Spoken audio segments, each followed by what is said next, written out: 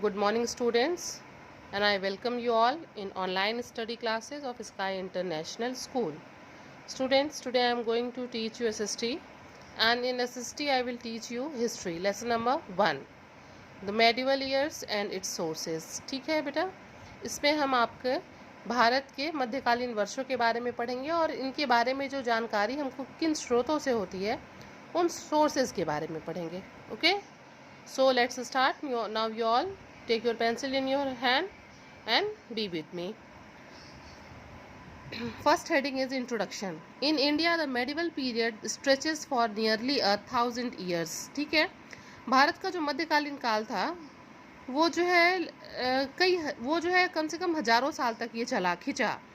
It began in 800 CE and continued till 1800 CE. ये 800 common era से शुरू होके जो है 1800 कॉमन एरा तक चला. This period was marked by diverse changes in the political, social, economic and cultural life of the people in the sub continent. इस काल में उप महाद्वीप के व्यक्ति के जीवन में कई तरह के चेंजेस आए, अलग अलग तरह के चेंजेस आए. और वो चेंजेस किस किस क्षेत्र में आए? उनके राजनीतिक, सामाजिक, आर्थिक और उनके सांस्कृतिक क्षेत्र में अलग अलग तरह के परिवर्तन आए. Further divided into 2 phases. आगे चल के इनको 2 भागों में बांट दिया गया इस मध्यकालीन भाग को. The early medieval period from 800 to 1200 CE. ठीक है, ये हमारा अर्ली मेडिवल पीरियड था. Deals with the history of powerful dynasties such as the Palas, Rajput, Rashtrakutas and the Cholas. इस टाइम में क्या हुआ? बहुत ही पावरफुल, शक्तिशाली साम्राज्यों की स्थापना हुई और उनके बारे में हम पढ़ सकते हैं. Various historical developments brought about by the rule of the Afghans, Turks and Mughals occurred in the late medieval period from 1300 to 1800 CE.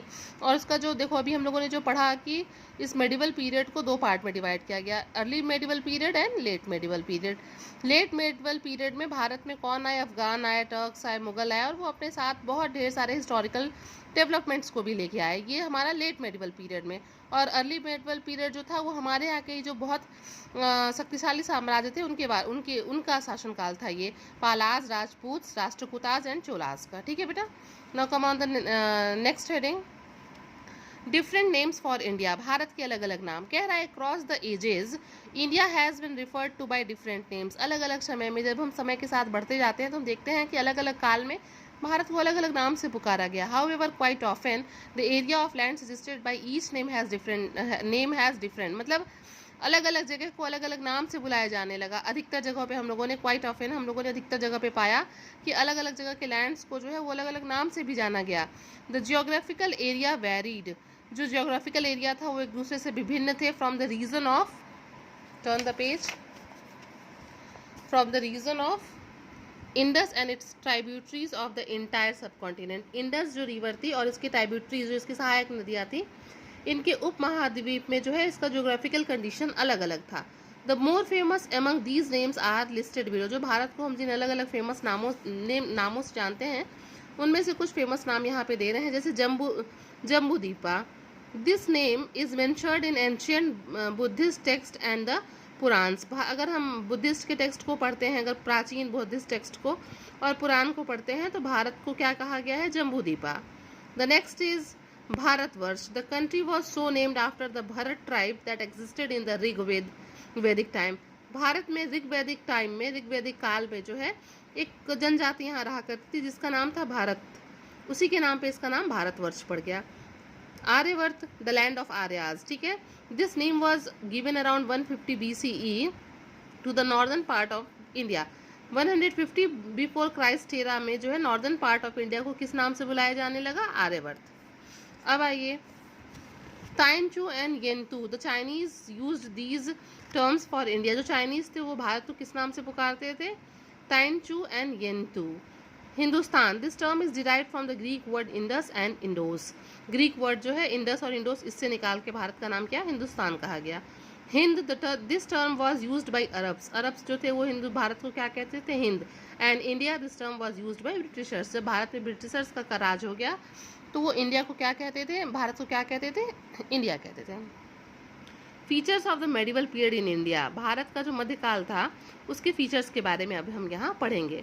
The medieval period in India was quite eventful, इसमें बहुत सी घटनाएं घटी इसके जो मध्यकाल है।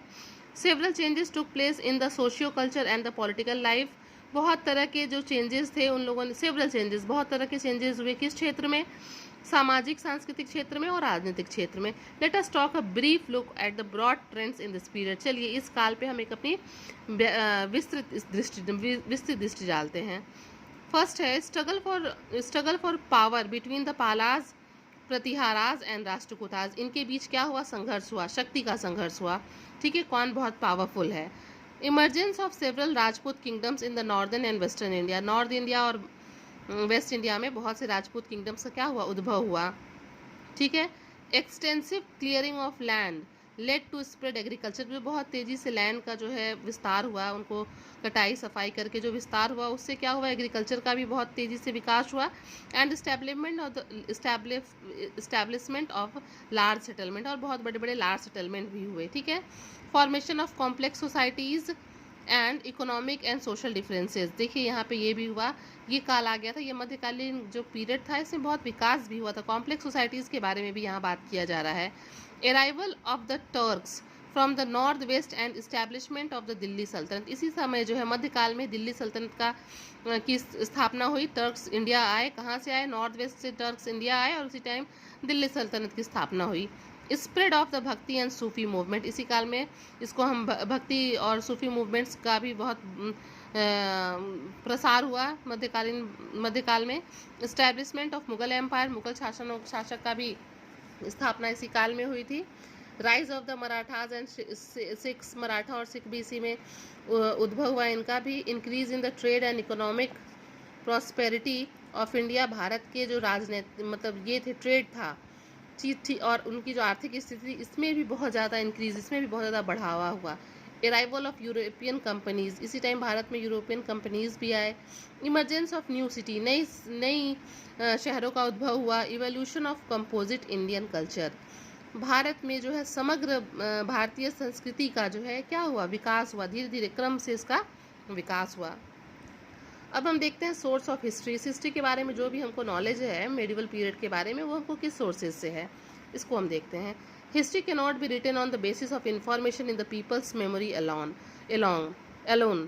हम जो है भारत के इतिहास को किसी भी व्यक्ति की याददाश्त के आधार पर हम उसको नहीं लिख सकते हैं कि हमें जितना याद है वही हमारे भारत का इतिहास है।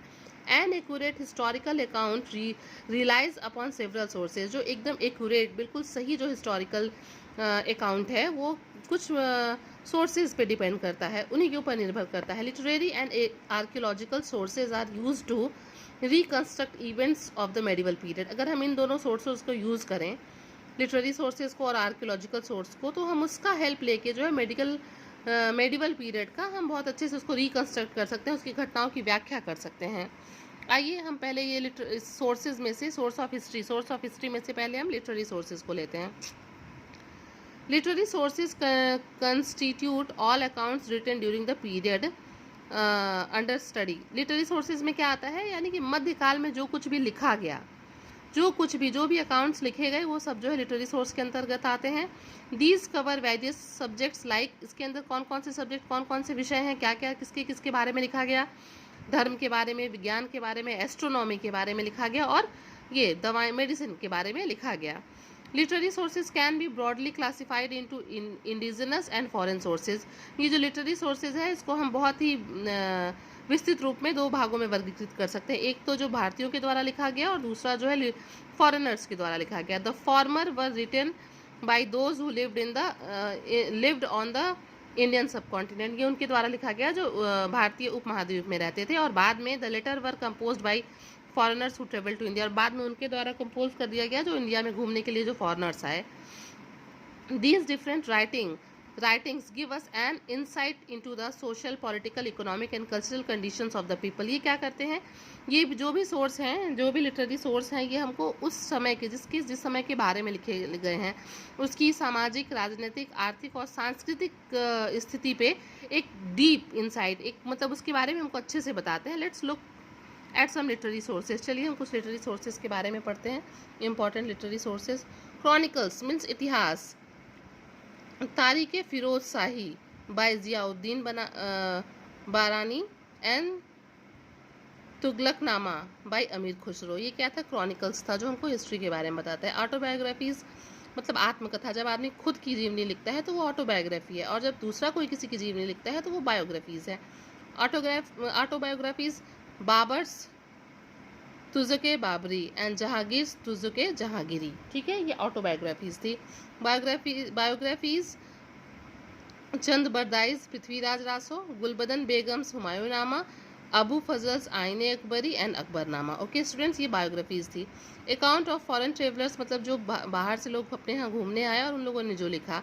वो works by Ibn Battuta, Abdul Razzaq, Thomas Roe, Bernier and Marco Polo. Farmans, जो राजा महाराजा रहते थे जब वो कोई इंस्ट्रक्शन दे देते थे, ऑर्डर दे देते थे, तो उसी को हम फरमान्स कहते थे। Royal orders issued by the different rulers, अलग अलग शासकों के द्वारा दिया गया ऑर्डर। फोल्कलोरीज ड्रामा एंड स्टोरीज, लोक कथाएं, ड्रामाज कहानियाँ। ये सोमदेवास क्या लिखा है? कथा सरिता सागर एंड बृहद कथा कोश, ठीक है। ये क्या है? छोटी छोटी कहानियों का संग्रह है बेटा, ये स्टोरीज है, इसमें लोक कथाएं हैं। ये हमारा लिटरेरी सोर्सेज था। Now the next heading is archaeological source. चाहिए अब हम आर्कियोलॉजिकल सोर्स के बारे में पढ़ते हैं। Archaeology can be defined as the study of the past in the light of the material remains left behind by our ancestors. Archaeology क्या है? ये कैसे हमारे मेडिवल पीरियड को डिफाइन करता है? ये ऐसे डिफाइन करता है कि ये उस टाइम के जो मटेरियल्स रिमेन्स हैं, जो हमको खुदाई में मिलते हैं, जो हमारे एंसेस्टर्स के द्वारा छोड़े गए हैं, उनका हम स्टडी करते हैं और अपने उस टाइम के बारे में पता लगाते हैं। Sources of archaeology include remains of building. इसमें क्या, इस आर्कियोलॉजी सोर्सेज में क्या क्या आता है? रिमेन्स ऑफ बिल्डिंग, बिल्डिंग के अवशेष जो हैं, पॉटरी, वेपन, ऑर्नामेंट्स, स्कल्पचर मतलब मूर्तियाँ, inscriptions written on stones and surfaces, जो भी वहाँ पे लिखा हुआ है, पेंटिंग्स एंड कॉइन्स, ठीक है, पेंटिंग्स एंड कॉइन्स, ये सब क्या है? ये जो खुदाई में हमको चीज़ें मिलती हैं, यही आर्कियोलॉजिकल सोर्सेज कहलाती हैं। These are obtained during the excavation of various historical site. जब हम बहुत से historical sites की खुदाई करते हैं तो हमको ये चीज़ें वहाँ से मिलती हैं। Experts who study these remains are called archaeologists, और जो experts, जो विशेषज्ञ इसका अध्ययन करते हैं, उसको हम archaeologist कहते हैं। Major archaeological remains that highlight various aspects of life during the medieval period are briefly described below. यहाँ नीचे कुछ ऐसे archaeological remains दिए जा रहे हैं जो उस काल के लोगों के जीवन को बहुत ही बृहद तरीके से व्याख्या करते हैं। आइए अब हम उनको कुछ पढ़ते हैं। जैसे forts, temples, mosque, palaces and others such structure tells us about the architectural style, artistic skill and materials used in the construction of building in those days. जो किले हैं, मंदिर हैं, मस्जिद हैं, महल हैं और अदर जो स्ट्रक्चर्स हैं, वो हमको ये बताते हैं कि उस टाइम का जो आर्किटेक्चरल स्टाइल था कैसा था, वहाँ की कला कैसी थी, किस मटेरियल्स का यूज़ होता था बिल्डिंग्स बनाने के लिए। Okay, they are also rich source of information about the different aspects of life in the medieval period. ये उस समय के लोगों के जीवन की तरफ भी एक रोशनी डालते हैं कि उस समय के लोग कैसा जीवन जीते थे, ठीक है। Inscription on the stone surface, copper plate and wall of temples reveal the extent of medieval kingdom and achievements of different rulers. ये जो इंस्क्रिप्शंस है जो लिखे हुए हमको मिलते हैं कॉपर प्लेट्स पे या दीवालों पे मंदिरों के, ये शो करते हैं, रिवील करते हैं, दिखाते हैं कि उस टाइम के शासक का जो है का क्या अचीवमेंट था, डिफरेंट रूलर्स ने क्या क्या अचीव किया था। For example the Gwalior inscription of Bhoj first gives a detailed account of his predecessors and their achievement. जो ग्वालियर इंस्क्रिप्शन है वो भोज फर्स्ट का जो है कि प्रेडिसीजर, जो उनके पूर्वज थे, उनके अचीवमेंट्स को शो करता है। The study of inscriptions is called epigraphy, और इस इंस्क्रिप्शंस की स्टडी को हम क्या कहते हैं? एपिग्राफी कहते हैं। अब आइए हम कॉइन्स के, सिक्कों के बारे में पढ़ते हैं। Coins inform us about the names of rulers, वो हम सब लोगों को वहाँ के शासक का नाम बताता है। हो सकता है कि उस सिक्के पे शासक का नाम लिखा हो, देयर रीजन, हो सकता है उनके साम्राज्य का भी नाम लिखा हो, एंड मार्क इंपॉर्टेंट इवेंट्स, कुछ घटनाएं भी उस पर जो है मार्क की गई हो। They also give us some idea of that the economic condition of those period, और उस काल की इकोनॉमिक कंडीशन को भी शो करता है। बेटा अगर वो बहुत अच्छी कंडीशन में होंगे तो गोल्ड कॉइन्स होंगे, अगर उससे कम कंडीशन होगी तो सिल्वर कॉइन्स होंगे, उससे भी ख़राब कंडीशन होगी तो कॉपर कॉइन्स होंगे।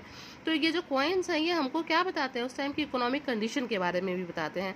The study of coin is called numismatic, और सिक्कों के अध्ययन को हम क्या कहते हैं? न्यूमिस्मेटिक कहते हैं। Miniature paintings of the medieval period tell us about the customs, जो मिनिएचर पेंटिंग है, लघु पेंटिंग्स जो हैं ये हमको क्या बताते हैं, उस टाइम के रीति रिवाज के बारे में बताते हैं, कपड़ों के, खानों के और अदर कल्चरल हैबिट्स, और जो उनकी सांस्कृतिक आदतों थी उसके बारे में बताते हैं कि उस टाइम के लोगों की कैसी आदतें थी। ठीक है बेटा, आप जो है ये एक देख सकते हैं, यहाँ पे एक पिक्चर दिया हुआ है, कॉइन्स के बारे में दिया हुआ है, आप इसको बहुत ध्यान से देख सकते हैं।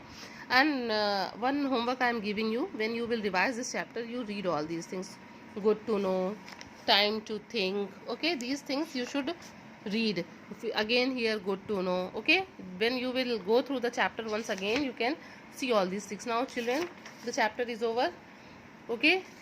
When I will give this explanation to you, I will give the book work also. Till then you all revise the chapter, go once or twice with the lesson, then only you will understand it. And till then you all stay home, stay safe. Thank you.